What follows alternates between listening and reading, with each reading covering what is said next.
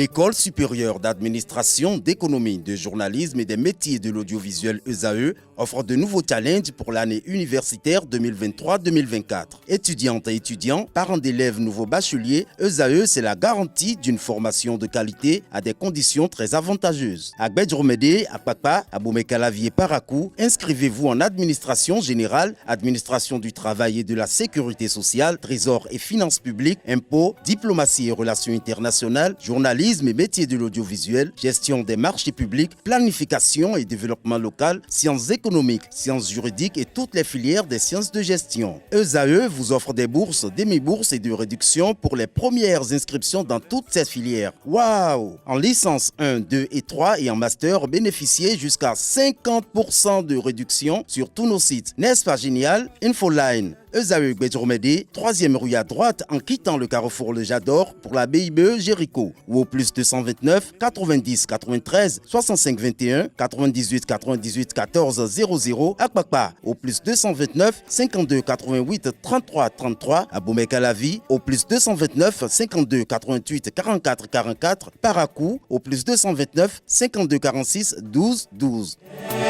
ESAE, l'excellence à un an. Bonjour à nouveau chers amis internautes, le quotidien Maison, le quotidien béninois d'information générale et d'analyse, l'informateur propose ce matin en manchette pour titre « Vaste plan de réhabilitation de 725 centres de santé, des prouesses à Tchaourou », s'exclame le canard. Lors de son conseil des ministres du 26 juillet 2023, le gouvernement a décidé de la construction et de la réhabilitation de centaines de centres de santé sur toute l'étendue du territoire national. Quelques mois après, Tchaourou témoigne de cette décision. Retrouvez en image les illustrations de l'infrastructure à la page 3. En deuxième de titre, on peut lire ce matin « Planification des affaires judiciaires à la cour de la CEDEAO, de nouvelles lignes directrices envisagées.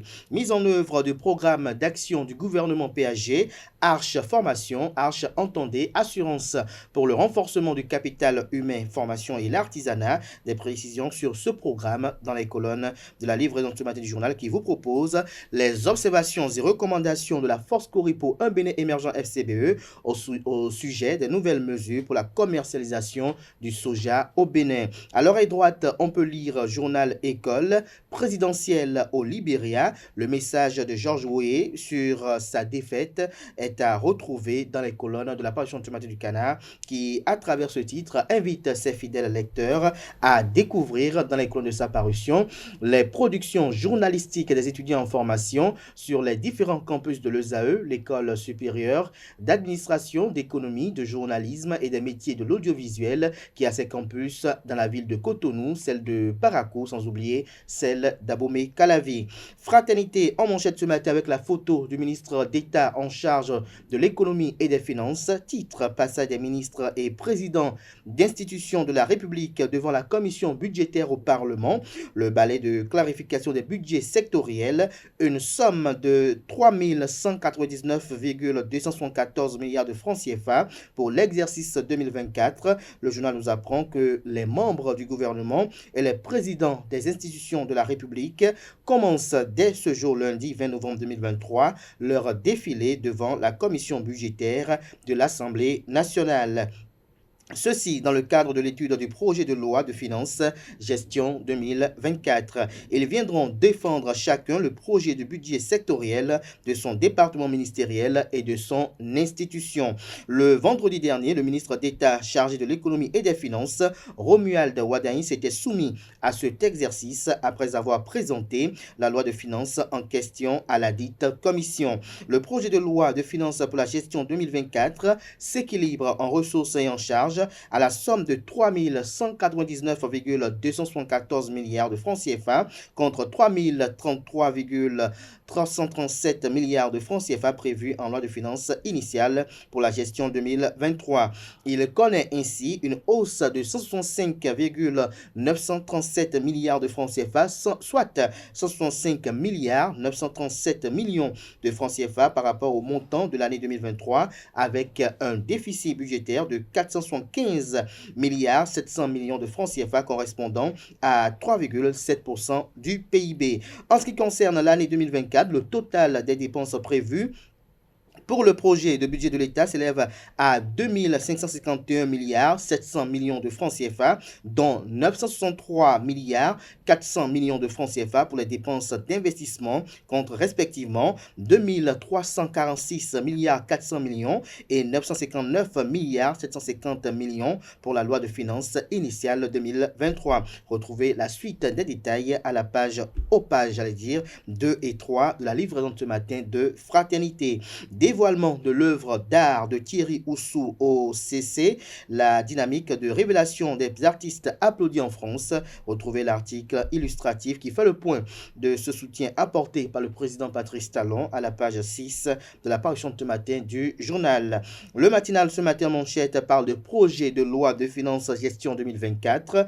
Les grands axes exposés aux députés. Le ministre d'État, ministre de l'économie et des finances, chargé de la coopération, Romuald Ouaddaï, a exposé le vendredi 17 novembre 2023 aux membres de la commission budgétaire de l'Assemblée nationale les grands axes du projet de loi de finances gestion 2024. Toujours à la une de le matinal de ce matin, Move Africa League Pro de handball 2023, Flowers CNSS Dames championne, l'équipe masculine médaillée d'argent. Matin Libre à présent parle de baisse envisagée de la production du coton. Comment le gouvernement s'en est fait harakiri? L'article à retrouver à la page 8. Toujours à la une de Matin Libre de ce matin, rétropédalage du gouvernement sur la filière soja. Une première victoire pour les démocrates, estime le confrère. Toujours à la une de Matin Libre de ce matin, Playoff Move Africa Ligue Pro de handball et de 2 pour Adidja Handball Club. Des précisions sur ce sacre à la page 4 de la parution de ce matin du Canada. Le Béninois libéré communique ce matin en manchette. L'honorable Ogun Allé au sujet des mesures prises par le gouvernement pour la libéralisation du secteur du soja. C'est la preuve que le président de la République, Patrice Talon, est à l'écoute de son peuple. Le porte-parole du parti politique Bloc républicain demande aux Béninois de faire confiance aux députés au sujet de la loi d'amnistie.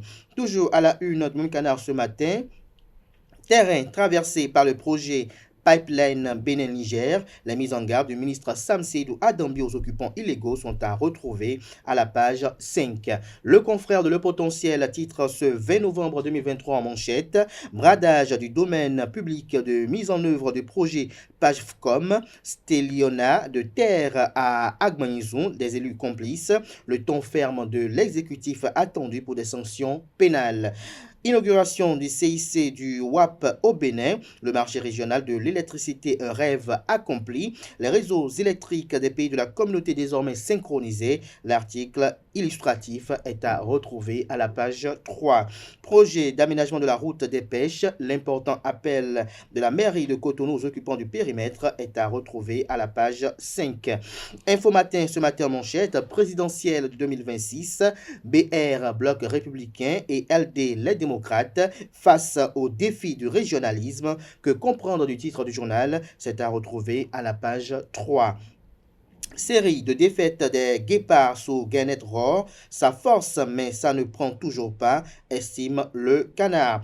Insécurité grandissante au lycée agricole Mehdi de Sékou, une apprenante échappe de justesse à un viol, tentative de noyer l'affaire. Le matin, ce matin en manchette, projet de loi de finances gestion 2024, les priorités dans le secteur de l'éducation, de la santé, de l'agriculture, les affaires sociales, tout ceci vous est exposé à la page 3 de la livraison de ce matin.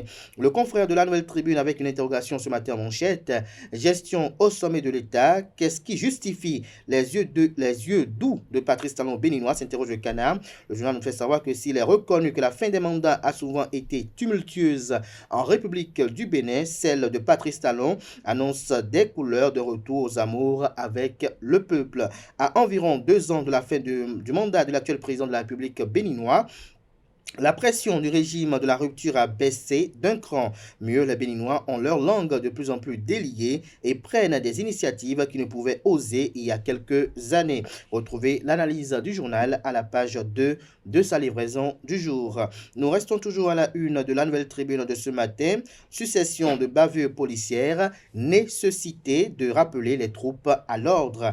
Le confrère de l'événement du jour titre ce matin manchette, volet formation du projet assurance pour le renforcement du capital humain Arche, les artisans bénéficiaires satisfaits de l'initiative du gouvernement. Toujours à la une de l'événement du jour de ce matin, coopération sino-béninoise, la Chine offre des équipements de télévision au Parlement béninois. En illustration, une photo sur laquelle on aperçoit l'ambassadeur Jinping Tao, ambassadeur de la République de Chine près le Bénin, en train de remettre un ordinateur portable au président de l'institution parlementaire, Louis Béounou Vlavonou. Médiateur de la République, une plateforme désormais disponible pour la saisine en ligne. Nord-Sud quotidien à présent, dette publique, la situation du Bénin à fin septembre vous est exposée à la page 3. Toujours à la une de Nord-Sud quotidien de ce matin, mise en œuvre du PAG, du programme d'action du gouvernement, Arche Formation transforme la vie des artisans. Le Figaro, à présent, éducation nationale, le département de l'Atlantique, renforcé par 64 AME. Des détails sur leur répartition dans les colonnes de la parution ce matin du journal. Budget général de l'État, gestion 2024, le ministre d'État Romuald Wadaï présente les grands axes aux députés. Tous les secteurs seront impactés, les actions prioritaires privilégiées par le gouvernement. Des détails sur son passage vendredi dernier à la page 2 de la livraison de ce matin du journal. L'ambassadeur de Chine chez le président de l'Assemblée nationale du Bénin, de matériel informatique et d'équipement au profit de la télévision et de la radio du Parlement béninois. Retrouvez des détails sur cet important don dans les colonnes de la parution ce matin du journal. Diakbata ce matin à sa une, occupation anarchique du périmètre d'aménagement de la route des pêches. L'important communiqué du secrétaire exécutif de la mairie de Cotonou est à retrouver dans les colonnes de la livraison du jour. Situation des communes frontalières au Bénin. Des maires en parlent au président Dorothée Sosa de la Cour constitutionnelle. On aperçoit sur l'image illustrative mise à la une le maire de la commune de Pobé, Simon Adebayo-Dina, en train de serrer la main au président Dorothée Sosa. La boussole à présent, mesure d'assouplissement de vente de soja au Bénin. Au nom du bloc républicain, Adam Chabibouko, en croisade à Pereret contre l'intoxication.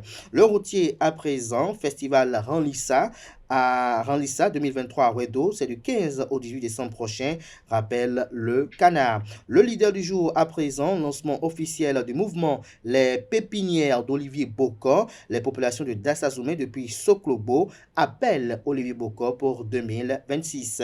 Toujours à la une de le leader du jour de ce matin, polémique liée à l'absence des syndicalistes aux audiences publiques. Les centrales syndicales ne veulent plus venir à l'Assemblée nationale, dit cite l'honorable Gérard Benonchi, président de la commission des finances. Dynamisme Info ce matin en manchette, loi d'amnistie à l'ordre du jour au Parlement.